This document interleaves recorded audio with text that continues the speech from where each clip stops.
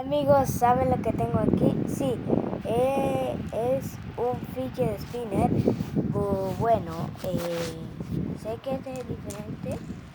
Este es diferente y tengo una mala noticia. Tenía uno que subí un video a mi canal, pero se me perdió y no lo hallé. Así que me compraron otro y después empecé a amar ese porque va más rápido. Pero yo quería un de color azul, pero no había de color azul. Sí había, pero eran bien caros. Y así que este video es un tributo al que perdí. Sí, se ve un poco diferente el que tenía. Porque primero se lo voy a mostrar. Sí, es ese spinner de que me lo habían comprado en Metrocentro. Y también el otro también me lo compraron, pero encima no.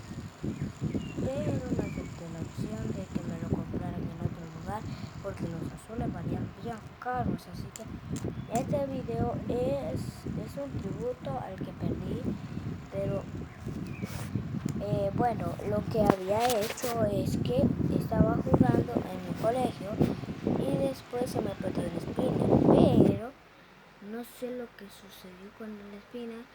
Así que esta moda creo que va a seguir de moda porque ya va a terminar este mes. Así que vamos a hacer un truco que está un poco difícil de hacer porque, bueno, esto está fácil, pero el que lo agarras, voy a hacer 3 trucos, que es ese primer truco.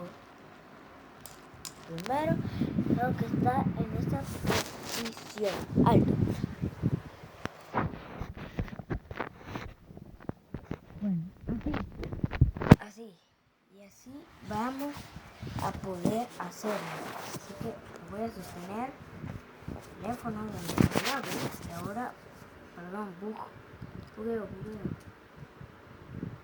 Sí, este truco es un poquito sencillo.